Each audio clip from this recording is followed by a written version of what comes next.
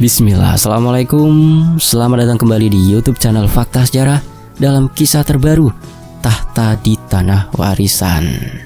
Sebelum saya membacakannya, saya berharap teman-teman dimanapun berada semoga selalu dalam keadaan sehat walafiat. Amin. Dan mari kita masuk ke ceritanya.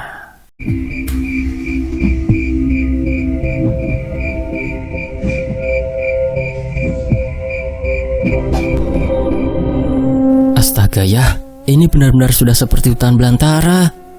Suara Risma bernada terkejut bercampur cemas, memecah keheningan yang menyesakkan. Ia berdiri di ambang gerbang besi berkarat, menatap tak percaya pada pemandangan di hadapannya. Aku tahu sayang, kita harus ekstra kerja keras membersihkannya, jawab Hardian, suaminya, sambil menyeka keringat di dahi. Matanya memancarkan rasa lelah, namun ada tekad yang kuat di sana. 2 tahun tanpa Pak Rahmat, memang begini jadinya. Kita harus bersabar. Di samping Hardian, Sena, putra mereka yang baru berusia 12 tahun, merapatkan tubuhnya. Udara di sekitar rumah terasa dingin, padahal matahari masih cukup tinggi. Sebuah sensasi aneh, seolah-olah tempat ini menyerap semua kehangatan. Rumahnya serem ya, kayak rumah di film-film hantu, bisik Sena. Suaranya tercekat. Matanya yang lebar menatap takut pada siluet rumah kolonial tua yang hampir tertelan oleh rimbunya semak belukar yang menjulang tinggi. Rumah warisan itu, hadiah terakhir dari mendiang orang tua Hardian, berdiri gagah di tengah pekarangan seluas hampir 1 hektar. 5 tahun lalu, sebelum Hardian menerima tugas di luar kota, rumah itu terawat apik dengan taman bunga yang tertata rapi. Sekarang, semuanya berubah. Pekarangan itu kini dipenuhi ilalang setinggi dada, pepohonan rindang yang dahan-dahannya menjulur tak karuan, dan bau apek tanah basah yang bercampur dengan aroma lumut tua. Sebuah aura gelap dan menekan terasa begitu kental, seakan-akan ada selimut tak kasat mata yang membungkus seluruh properti, menjauhkannya dari cahaya. Energi positif yang dulu pernah ada, kini telah digantikan oleh getaran yang dingin dan mencengkram. Rumah itu tidak lagi terasa kosong. Ia terasa berpenghuni, namun bukan oleh manusia. Setelah berminggu-minggu kerja keras, menyewa beberapa orang untuk membantu membersihkan pekarangan dan mengecat ulang beberapa bagian rumah, keluarga kecil itu akhirnya bisa pindah.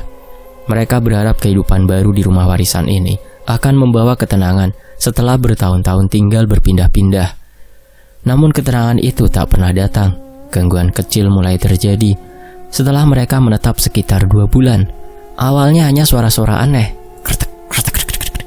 Suara langkah kaki yang berat terdengar jelas di lantai 2 saat semua orang berada di lantai bawah. Hardian sudah berkali-kali memeriksa, memastikan tidak ada pipa yang pecah atau binatang pengerat, nihil. Lalu, giliran Risma yang mengalaminya. Suatu malam, ia terbangun karena kedinginan yang menusuk. Samar-samar, ia melihat siluet hitam berdiri di ujung ranjang. Siluet itu tinggi, besar, dan seperti memiliki jubah panjang. Risma mengira ia hanya berhalusinasi. Namun saat ia memejamkan mata dan membukanya lagi, siluet itu sudah menghilang, meninggalkan aroma wangi bunga kenanga yang sangat pekat. Aroma yang seharusnya tidak ada di kamar mereka. "Kamu yakin hanya mimpi, Mah?" tanya Hardian, memeluk istrinya erat setelah Risma menceritakan kejadian itu keesokan harinya. "Aku nggak tahu ya, tapi hawa di rumah ini, aku merasa kita nggak sendirian. Rasanya seperti ada yang mengawasi terus-menerus," jawab Risma, suaranya bergetar.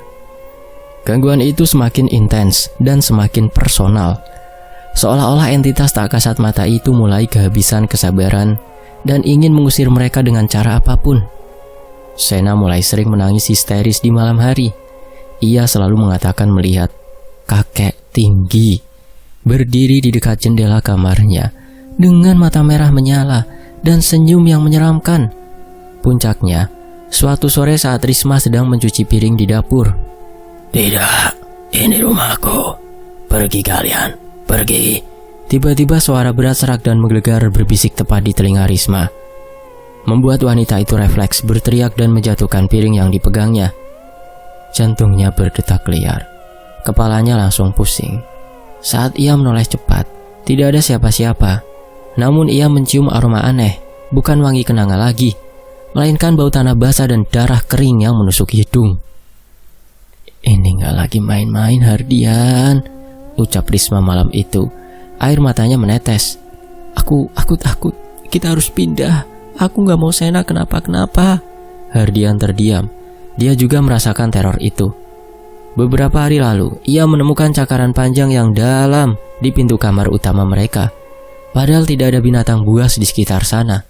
Lebih menakutkan lagi, kotoran yang menempel di bekas cakaran itu tampak seperti gumpalan rambut kusut yang menghitam. Malam itu, teror mencapai puncaknya. Hardian dan Risma tertidur lelap setelah seharian tegang. Sekitar pukul 2 dini hari mereka dikejutkan oleh suara hantaman keras dari kamar Sena. "Priak!"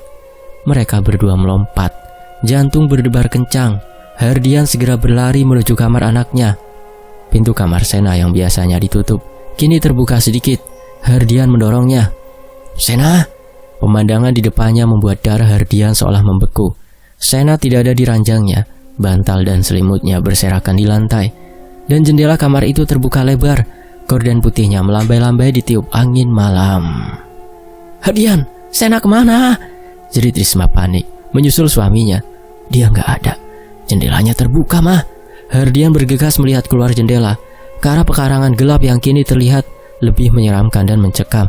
Tidak ada siapa-siapa.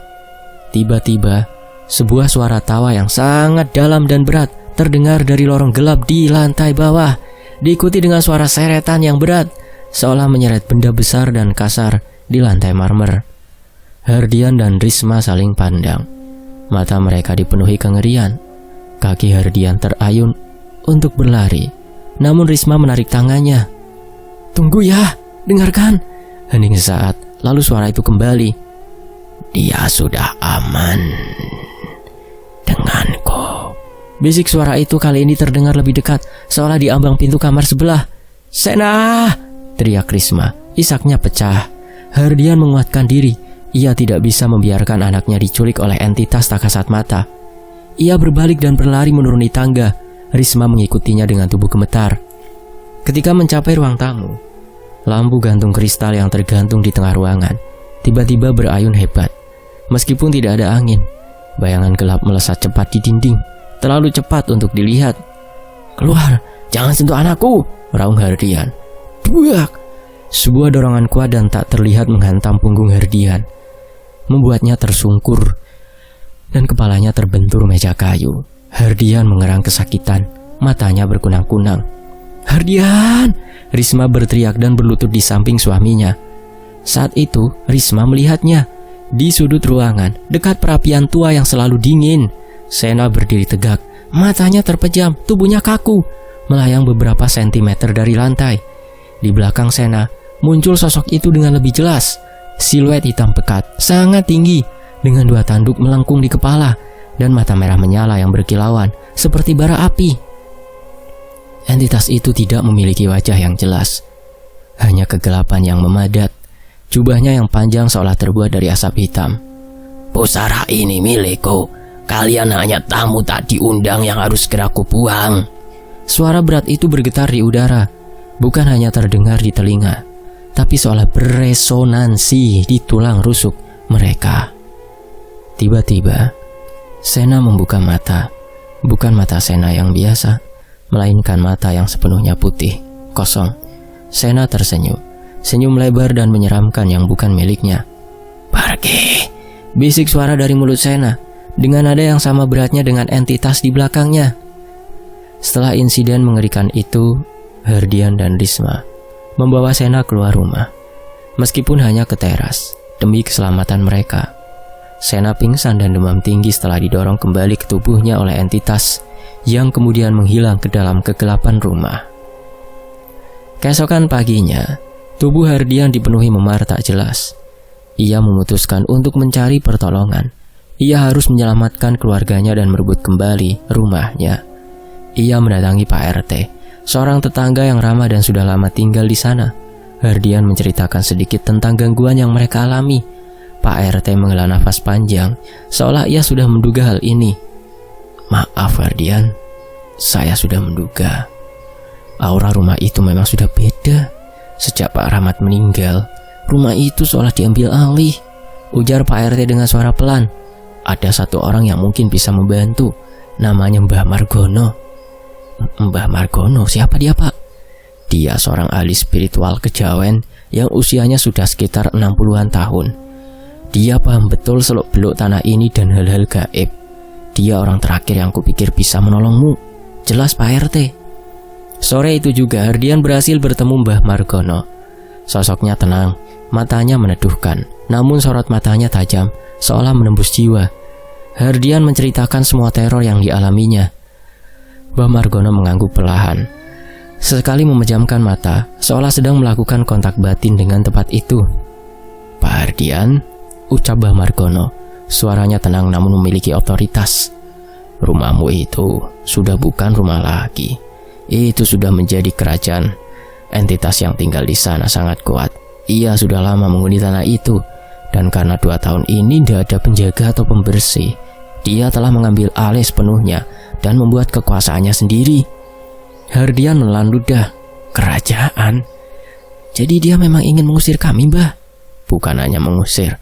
Dia melihat kalian sebagai pengganggu kedaulatannya. Dia adalah pemilik sementara yang merasa berhak selamanya. Energi negatifnya begitu pekat, seperti kabut hitam yang menyelubungi. Mbah Margono menarik nafas dalam. Aku akan membantumu. Aku akan datang ke sana malam ini. Kita harus mengusir entitas itu, membongkar kerajaannya, dan mengembalikan energi positif ke rumahmu. Bersiaplah, karena pertempuran ini tidak akan mudah. Malam itu jam menunjukkan pukul 23. Mbah Margono datang ke rumah warisan itu. Di pelataran depan, Mbah Margono berdiri. Tangannya memegang tongkat kayu yang ujungnya diikat kain hitam. Ia memejamkan mata, merapalkan mantra dalam bahasa Jawa kuno yang Hardian dan Risma tidak mengerti. Tiba-tiba, angin kencang berhembus, membuat pepohonan di pekarangan meliuk-liuk liar. Lampu teras yang baru Hardian ganti tiba-tiba meledak dengan percikan api. Krek. Pintu utama rumah yang sudah mereka kunci rapat terbuka perlahan, seolah ditarik oleh tangan yang tak terlihat. Kegelapan di dalamnya tampak lebih pekat dari biasanya, seolah lorong-lorong rumah itu adalah mulut goa yang siap menelan apapun yang berani masuk. Dia tahu kita datang, bisik Mbah Margono.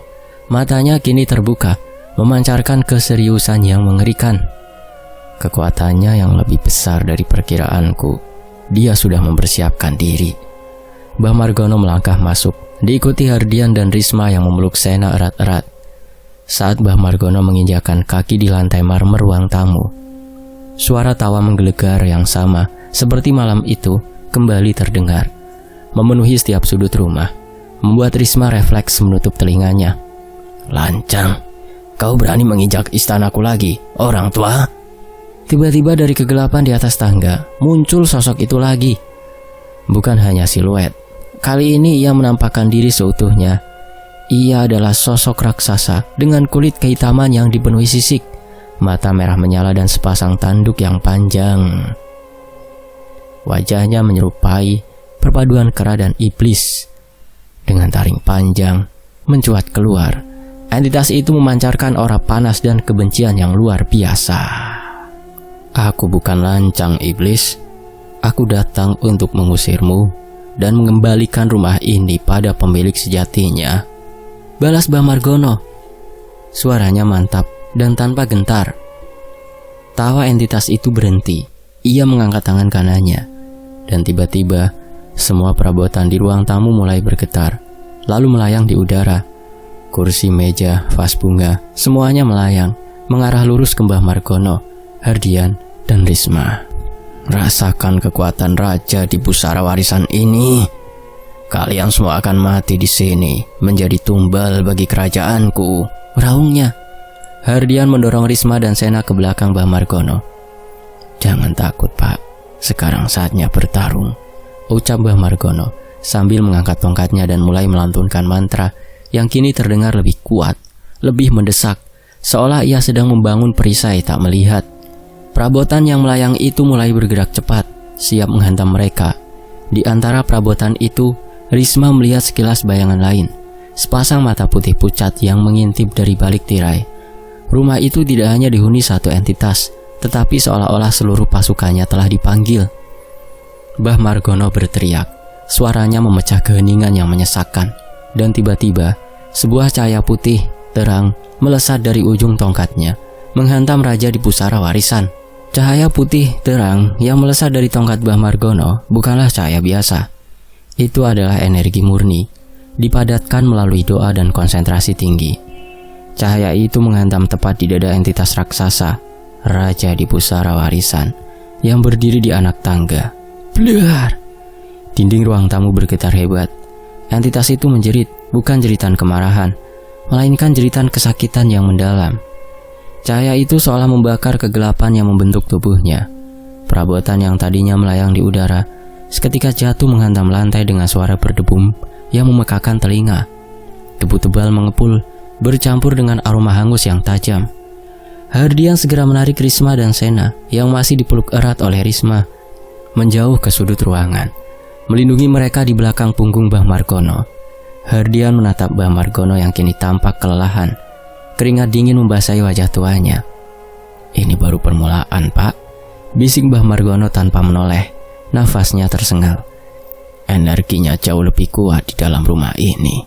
Dia sudah mengakar. Di tangga, entitas itu merangkak mundur. Sisiknya tampak menghitam dan sedikit retak di bagian dada. Mata merahnya kini memancarkan kebencian yang berlipat ganda. Kau melukai raja di rumah ini. Kau akan membayar mahal, tua bangka, raungnya. Suaranya kali ini disertai resonansi yang membuat kaca jendela di lantai 2 retak. Tiba-tiba entitas itu menghilang ke dalam kegelapan di lantai atas. Namun, suasana tidak menjadi lebih tenang. Sebaliknya, udara menjadi sangat dingin, lebih dingin dari ruang pendingin. Dia tidak kabur, dia menyebar, desis Mbah Margono. Dia menggunakan energinya untuk memanggil yang lain. Tepat setelah Mbah Margono berucap, dari balik koridor gelap muncul bayangan-bayangan. Tidak hanya satu atau dua, tetapi belasan.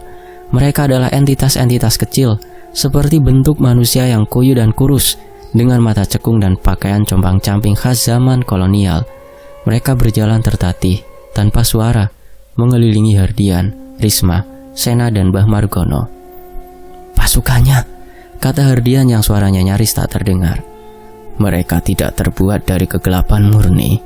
Mereka adalah roh-roh yang terperangkap di dalam kerajaannya, digunakan sebagai tameng. Jelas Mbah Margono. Saat Mbah Margono bersiap menghadapi pasukan roh, di belakang Hardian dan Risma, dekat sudut tempat mereka berdiri, terdengar suara dentingan besi. Risma menoleh, dan jantungnya terasa berhenti. Dinding di belakang mereka yang tadinya hanya dinding kayu biasa, kini menampilkan wujud lain.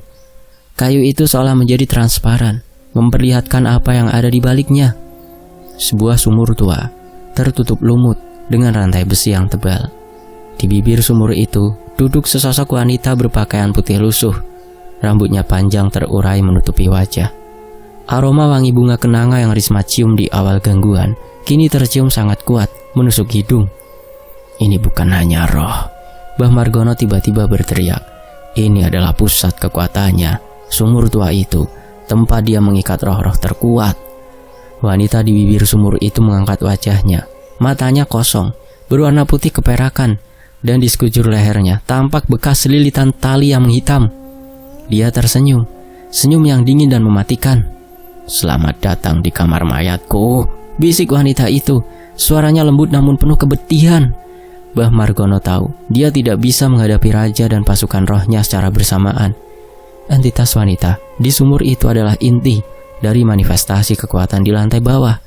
Dia adalah salah satu roh terkuat yang diikat dan dijadikan sumber energi. Hardian, Risma, jaga Sena, perintah Mbah Margono. Jangan sampai energi dari sumur itu menyentuh kalian.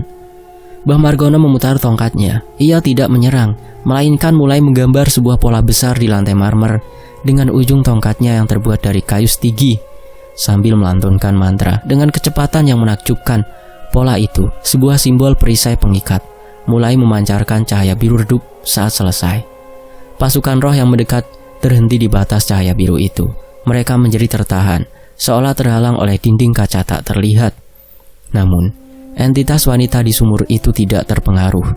Dia bangkit perlahan, melayang melewati dinding, tembus pandang, dan mendekati Risma. "Ibumu memanggilku, Nak Risma," bisik entitas itu. Suaranya berubah menjadi suara wanita tua yang Risma kenal. Suara ibunya sendiri yang sudah lama meninggal. "Dia bilang, kau harus ikut denganku di tempat yang tenang." "Jangan dengarkan dia, Risma," teriak Hardian. Risma meskipun ketakutan mencengkeram jimat kecil yang diberikan Mbah Margono. Dia memejamkan mata dan berteriak sekuat tenaga. "Kau bukan ibuku, pergi!" Teriakan Risma yang penuh dengan ketakutan, namun juga tekad untuk melindungi anaknya, seolah memberi sengatan pada entitas wanita itu. Dia mundur selangkah, lalu menatap Risma dengan mata putihnya yang dipenuhi kebencian. "Kau akan lihat apa yang terjadi pada mereka yang menolak hadiahku." Saat itu, di lantai atas, terdengar suara hantaman keras. Brak, kretek. Entitas raja itu kembali beraksi. Dia tidak bisa menembus perisai Mbah Margono, jadi dia menyerang secara fisik. Dinding-dinding di sekitar mereka mulai retak, plafon runtuh, dan atap kayu tua itu berderit mengerikan, seolah sebentar lagi akan ambruk menimpa mereka. "Dia mencoba menjatuhkan rumahnya sendiri agar kita terkubur," seru Mbah Margono. "Aku harus segera menyelesaikan ritual pengikatan ini." Mbah Margono melangkah ke tengah ruangan, tepat di atas simbol yang baru ia gambar. Ia mengangkat kedua tangannya, memejamkan mata, dan mulai melantunkan doa pembuka portal. Tiba-tiba, angin pusara muncul dari tengah ruangan. Pusaran itu berwarna hijau kehitaman, menarik debu dan serpihan kayu yang berjatuhan. Pusaran itu mengarah langsung ke sumur di balik dinding. Wanita di sumur itu menjerit histeris. Dia berusaha melawan, namun energinya seolah ditarik paksa. Tubuhnya mulai memudar, kembali ke wujud asalnya sebagai asap putih pekat yang kemudian tertarik ke dalam pusaran. Mbah Margono mendorong tongkatnya ke tengah simbol di lantai. "Terikatlah, kembali ke asalmu lahir." Pusaran itu menguat, menarik entitas wanita dan semua energi negatif yang terpancar dari sumur. Dalam sekejap, dinding itu kembali menjadi dinding kayu yang solid. Sumur tua itu menghilang, dan aroma kenanga pekat lenyap di telan angin pusaran. Namun saat Risma dan Hardian menghela nafas lega, di lantai atas, teror yang lebih besar menanti. Cahaya biru di lantai bawah padam. Itu artinya, perisai telah hilang, namun sumur sebagai pusat kekuatan pengikat roh berhasil diatasi. Suara raungan amarah terdengar dari lantai 2. Tanah di luar rumah bergetar hebat. Mbah Margono tanpa membuang waktu menarik tongkatnya dan menatap Hardian. "Inti dari Raja Jin itu ada di lantai 2. Dia mengubah kamar utama menjadi singgasananya," jelas Mbah Margono. "Dia terluka parah, tapi amarahnya membuat dia semakin kuat." "Kami ikut, Mbah," Hardian berseru. Dia tidak bisa membiarkan Mbah Margono sendiri. Dia harus menghadapi ketakutannya demi anaknya. Mereka menaiki tangga. Setiap anak tangga terasa bergetar, seolah lantai atas sedang berguncang. Suhu udara kembali naik, menjadi panas dan pengap, berbau belerang dan darah kering. Saat tiba di koridor lantai 2, pemandangan itu membuat mereka tertegun. Kamar utama Hardian dan Risma kini terbuka lebar. Di dalamnya tidak ada lagi ranjang atau lemari.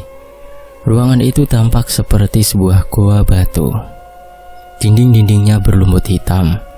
Dan di tengah ruangan, raja di pusara warisan duduk di atas tumpukan tanah yang menyerupai tahta besar, kasar. Di tangannya, ia memegang tongkat yang terbuat dari tulang besar yang menghitam. Di sekeliling ruangan, pasukan ruh yang tersisa kini tidak lagi terhalang. Mereka berdiri tegak, membentuk warisan penjaga di sekeliling singgasana. "Kau berani datang ke sarangku, manusia rendah. Kau sudah menghancurkan pintu gerbangku, yakni sumur itu," raung raja itu, matanya berkobar-kobar. "Pintu gerbangmu hanya tipuan. Rumah ini adalah warisan manusia, bukan sarang iblis," batas Mbah Margono. "Warisan? 5 tahun terabaikan, 2 tahun tanpa penjaga. Kosong adalah undangan. Ini sudah menjadi takdirku untuk berkuasa di sini." Mbah Margono menghela nafas, menutup mata sejenak, lalu membukanya. Matanya kini memancarkan cahaya kebijaksanaan yang tenang. "Aku akan mengusirmu, Raja. pergi dari tempat yang bukan milikmu." Raja itu tertawa, tawa yang merobek gendang telinga. Dia mengayunkan tongkat tulangnya ke depan.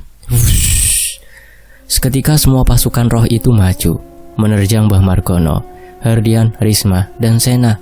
Mereka tidak memiliki wujud fisik, namun serangan mereka terasa dingin menusuk dan menguras energi.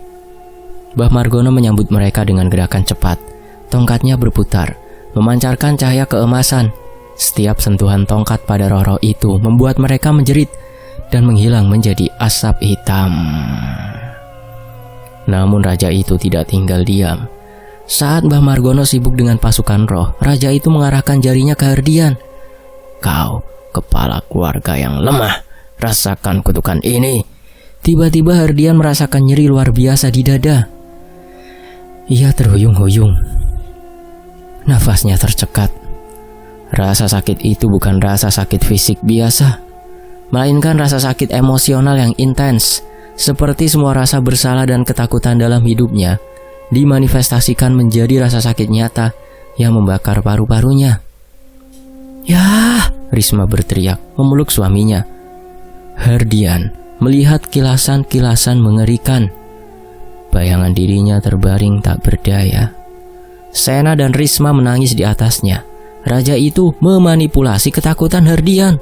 "Fokus nah Herdian, api kebenciannya menyerang jiwamu, lawan dengan cinta pada keluargamu," teriak Mbah Margono yang masih sibuk mengusir roh-roh. Herdian menatap mata Risma dan Sena. Wajah ketakutan mereka adalah penggeraknya. Rasa cinta yang membara mengalahkan rasa sakit emosional. Herdian memejamkan mata, fokus pada tekadnya untuk melindungi mereka. Seketika, rasa sakit itu mereda, digantikan oleh kehangatan di dadanya. Mbah Margono melihat Herdian mampu bertahan, menoleh ke arah raja yang terkejut karena serangannya gagal. "Dia memiliki iman yang kuat, Raja. Kau tidak akan menang." Mbah Margono melompat ke depan, menerobos sisa-sisa pasukan roh. Dia berlari lurus menuju singgasana. Raja itu bangkit, raungannya mengguncang rumah hingga beberapa genteng berjatuhan di luar. "Kau mendekati ajalmu, manusia tua." Mereka berhadapan. Mbah Margono mengangkat tongkatnya. Raja mengangkat tongkat tulangnya. Kedua tongkat beradu. Energi spiritual kejawen dari Mbah Margono bertabrakan dengan energi gelap sang raja. Benturan itu menghasilkan kilatan cahaya merah dan putih yang memenuhi ruangan. Tubuh Mbah Margono terdorong mundur, namun ia segera menancapkan tongkatnya di lantai, menstabilkan diri. "Kau kuat, Tua Bangka, tapi energi kegelapan yang menguasai rumah ini sudah menjadi tulang belakangku," seru raja itu sambil mengayunkan tongkatnya lagi. Herdian yang sudah pulih melihat kesempatan. Dia tahu Mbah Margono tidak akan bisa bertahan lama dalam pertarungan energi seperti ini. Dia ingat kata-kata Mbah Margono sebelumnya. Energi negatifnya begitu pekat, seperti kabut hitam yang menyelubungi. "Bah, pekarangan!" teriak Herdian. "Kita harus bersihkan energi di luarnya. Rumah ini kuat karena luarnya gelap." Mbah Margono menangkap maksud Herdian. Energi raja itu bersumber dari kerajaan yang sudah dibangun, yang meliputi pekarangan luas yang gelap dan ditumbuhi semak belukar. Mbah Margono memejamkan mata. Ia membalikan tongkatnya dan mulai melantunkan doa pemutus ikatan alam. Doa itu sangat panjang. Setiap kata dilantunkan dengan nada yang tinggi dan khusyuk. Tubuhnya mulai memancarkan cahaya putih yang sangat terang, membanjiri kamar utama yang gelap. Raja itu menjerit kesakitan, menutupi matanya yang sensitif terhadap cahaya suci. "Tidak, jangan putuskan ikatanku dengan tanah ini," raungnya. Saat Mbah Margono melanjutkan doa, Herdian mengambil Sena dari Risma. Dia menatap istrinya. "Jaga Mbah Margono." Herdian mengambil cangkul tua yang mereka gunakan untuk membersihkan pekarangan yang dia tinggalkan di bawah tangga, dan berlari menuju jendela yang terbuka di kamar itu. Dia harus mencapai pekarangan. Dia harus menemukan pusat kegelapan di luar. Herdian melompat keluar dari jendela, mendarat di atas tanah yang becek. Udara malam itu mencekam. Cahaya putih dari kamar utama di lantai 2 menerangi sebagian kecil pekarangan. Saat kakinya menyentuh tanah, Herdian merasakan sensasi aneh. Tanah itu terasa hangat, seolah ada darah yang mengalir di bawahnya. Pusatnya harusnya ada di tengah, gumam Herdian, berlari menerobos semak belukar yang tinggi. Pekarangan yang tadinya terasa padat dan penuh ilalang, kini terasa seperti labirin yang bergerak. Cabang-cabang pohon seolah menahan langkahnya. Duri-duri tajam mencakar kulitnya. Ia mendengar bisikan-bisikan aneh yang datang dari segala arah. Suara-suara roh yang marah karena dia berani mengganggu kerajaan mereka. Akhirnya Herdian mencapai tengah pekarangan. Di sana, di bawah pohon beringin tua yang sangat besar, Herdian melihatnya. Sebuah batu nisan tua yang sangat besar, terbuat dari batu hitam, dengan tulisan kuno yang sudah tidak jelas. Di sekeliling nisan itu, tanahnya berwarna merah kehitaman dan berbau anyir. "Ini dia pusara sejati," bisik Herdian. Saat Herdian mengangkat cangkulnya, tiba-tiba dari balik pohon beringin muncul 3 bayangan roh yang sangat besar. Mereka bukan kuyu yang seperti yang ada di rumah, melainkan berwujud seperti prajurit kolonial dan pakaian usang, membawa pedang yang memancarkan cahaya hitam. Mereka adalah penjaga gerbang luar. Mereka menyerang Herdian. Herdian meskipun hanya manusia biasa, mengayunkan cangkulnya untuk membela diri. Ting! Cangkulnya beradu dengan pedang roh. Tidak ada suara dentingan besi, melainkan suara desisan aneh. Herdian merasakan sengatan dingin yang melumpuhkan di tangannya. "Kau tidak akan sentuh master kami punya pusara," seru salah satu roh prajurit dengan aksen Melayu kuno yang kasar.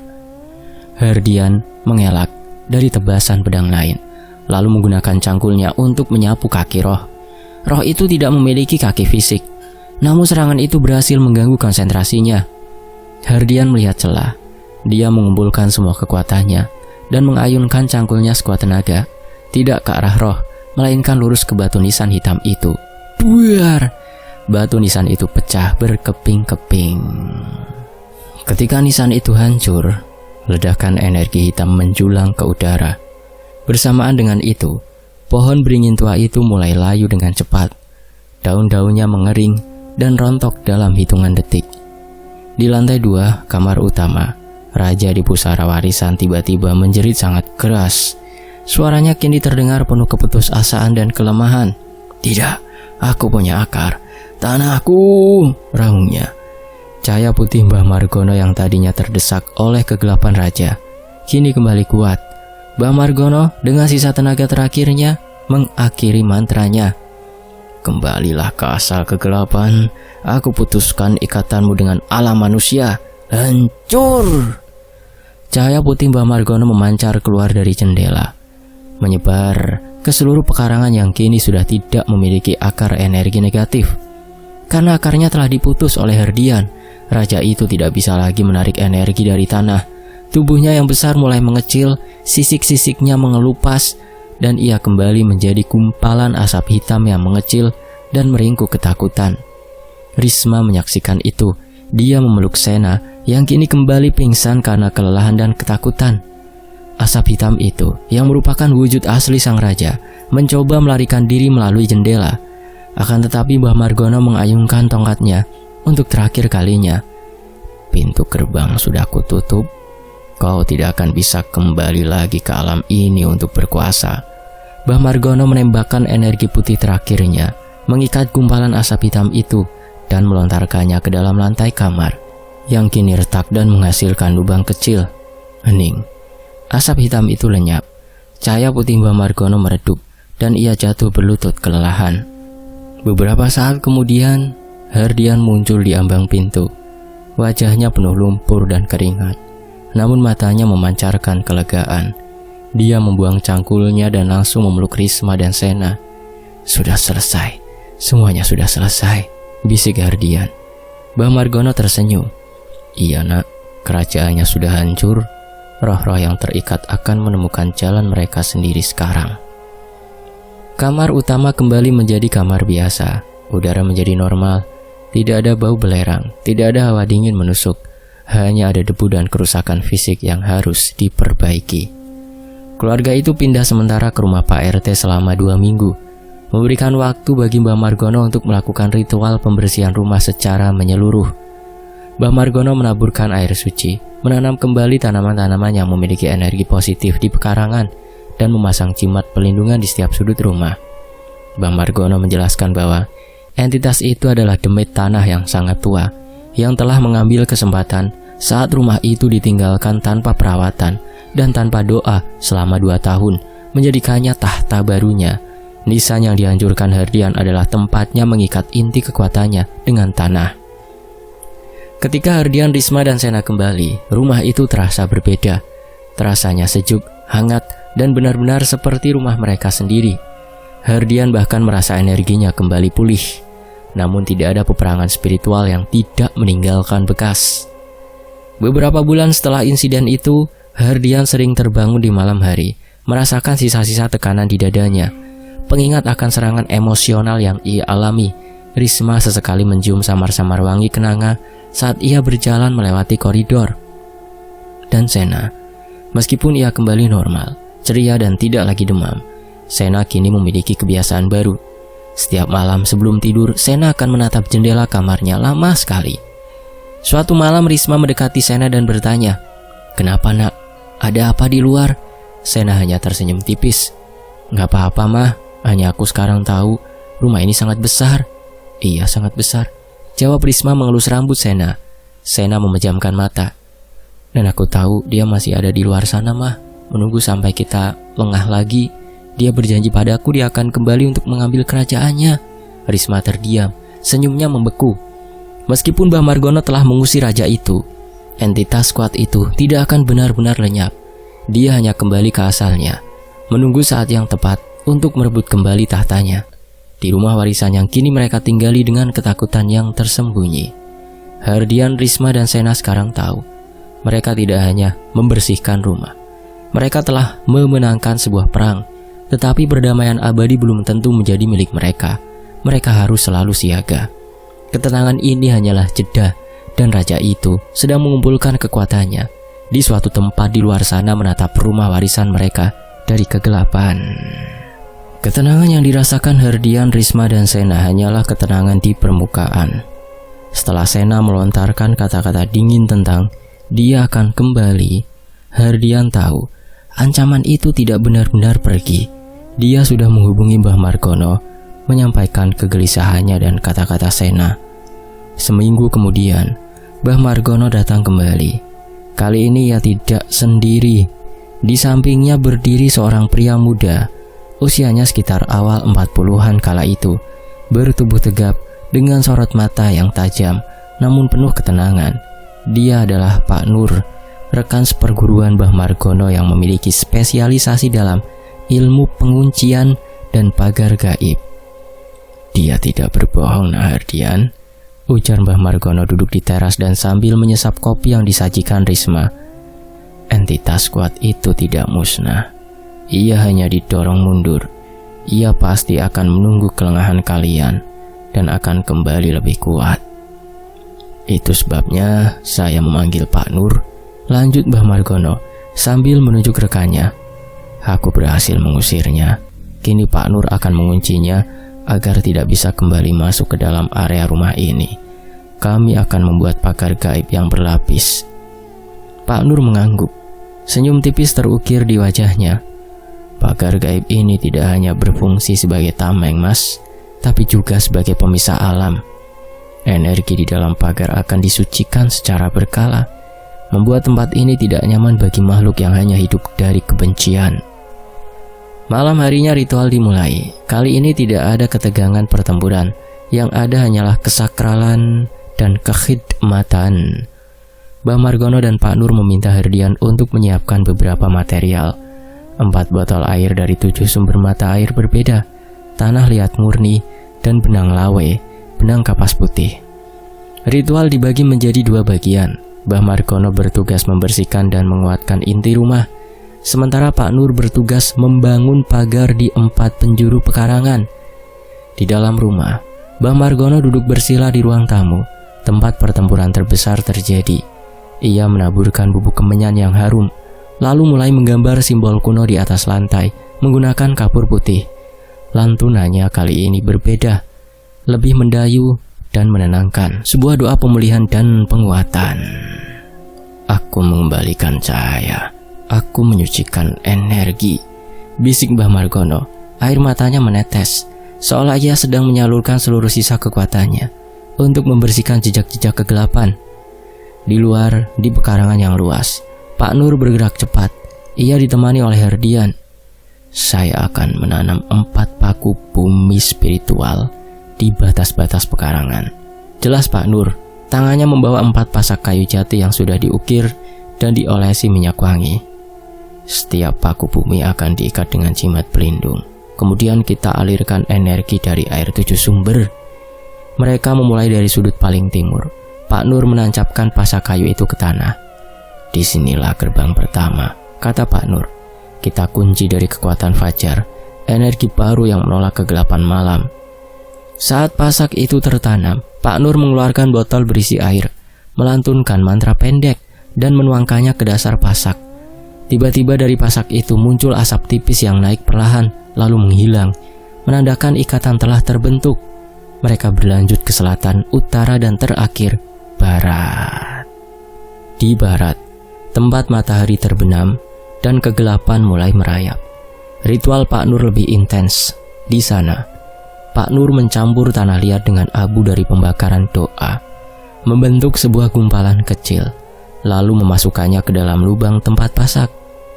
Ini yang terpenting, desis Pak Nur, wajahnya serius. Pasak ini kita kunci dengan energi penutup. Jika dia mencoba kembali, energinya akan terbentur pasak ini dan terlempar kembali ke asalnya. Sambil melantunkan mantra yang terdengar seperti desisan angin dalam bahasa Jawa kuno, Pak Nur menancapkan pasak terakhir. Hardian bisa merasakan getaran kuat dari tanah, getaran yang bukan dari bumi, melainkan dari energi spiritual yang sedang beradu. Setelah keempat pasak tertanam dan ikatan terkunci, Pak Nur mulai berjalan mengelilingi seluruh batas pekarangan, memegang benang lawe putih. Kita tarik benang ini sebagai garis batas nyata dan tidak nyata. Jangan sampai putus, perintah Pak Nur. Hardian memegangi ujung benang dan mereka berjalan perlahan, melingkari pekarangan yang luas itu. Saat benang lawe yang tipis itu direntangkan, Hardian merasa seolah ada dinding transparan yang terbentuk. Di balik dinding itu, udara terasa lebih berat, lebih dingin. Dia tahu itu adalah alam yang ditinggalkan sang raja. Ketika fajar menyingsing, ritual selesai. Hardian, Risma, dan Sena berdiri di teras, menyaksikan Mbah Margono dan Pak Nur menyelesaikan sesi doa penutup. Udara pagi itu terasa sangat ringan, dipenuhi aroma tanah yang bersih dan bau bunga sedap malam yang ditanam Mbah Margono sebagai penangkal. Mbah Margono menoleh ke Hardian, matanya tampak damai. Pagar sudah berdiri, Nak Hardian. 4 paku bumi mengunci batas, dan inti rumah sudah bersih. Energinya stabil. Dia tidak akan bisa masuk karena gerbangnya sudah disegel dan batasnya sudah dikunci. Terima kasih Mbah, Pak Nur. Saya tidak tahu harus membalas dengan apa, ucap Hardian, suaranya tercekat. Pak Nur tersenyum tulus. Ini bukan tentang balasan, Mas.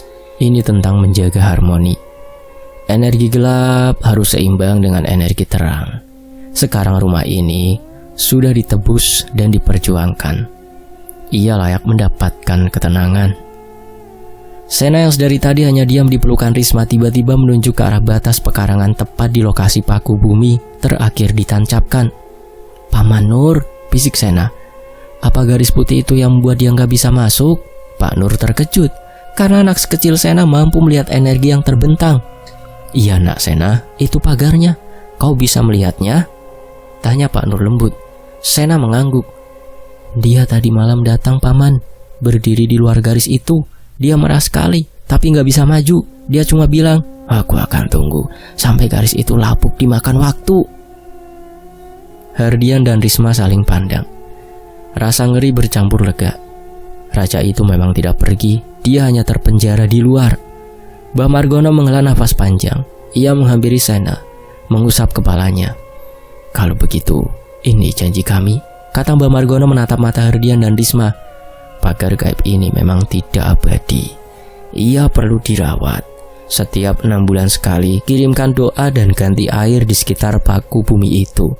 Jika kalian merasa pagar itu mulai melemah, kami akan kembali sampai kapanpun, karena rumah ini sudah kalian menangkan dengan darah dan air mata. Hardian mengangguk kuat, memeluk keluarganya. Mereka tahu kehidupan mereka di rumah warisan ini akan selamanya menjadi sebuah perawatan abadi. Mereka harus selalu waspada, menjaga kebersihan, dan terutama menjaga kehangatan dan kasih sayang di dalam rumah, welas asih. Karena energi positif itulah yang menjadi penjaga terkuat, melengkapi benteng spiritual yang dibangun Mbah Margono dan Pak Nur.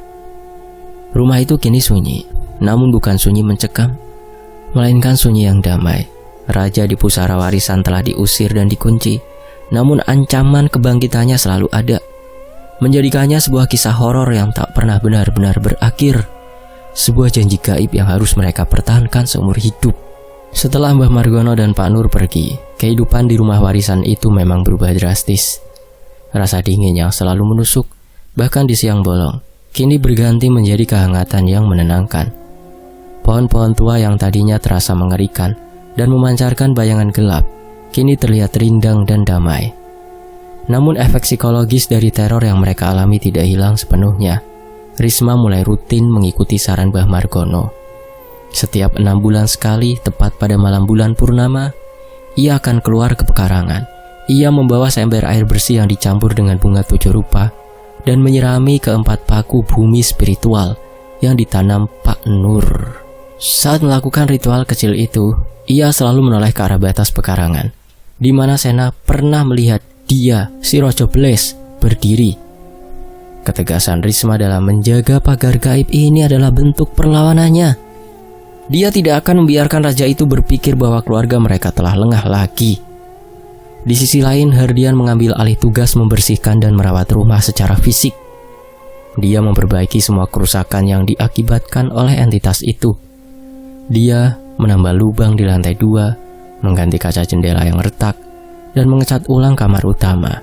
Setiap palu yang ia ayunkan, setiap paku yang ia tancapkan, terasa seperti afirmasi. Ini adalah rumahnya, dan dia akan menjaganya dengan tangannya sendiri. Sena, si anak, meskipun masih melihat samar-samar garis putih pagar gaib di sekeliling rumah, tidak lagi merasa takut. Pemandangan raja yang marah dan frustasi di luar batas pagar gaib justru memberinya rasa aman. Ia bahkan kadang bercerita pada Risma dengan suara polos bahwa kakek tinggi itu kini terlihat semakin kurus dan marah karena tidak bisa mendapatkan energinya kembali dari rumah. Keluarga Herdian kini memahami bahwa warisan yang mereka terima bukanlah sekedar properti fisik, melainkan juga sebuah tanggung jawab spiritual abadi.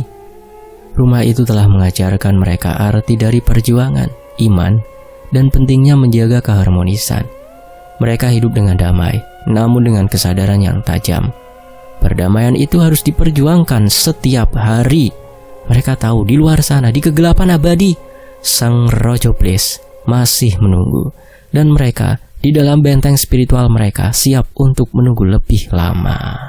Selesai. Demikianlah sebuah kisah fakta sejarah pamit. Terima kasih untuk penulisnya Mas Rian. Dan tentunya terima kasih buat teman-teman yang sudah menyimak hingga selesai.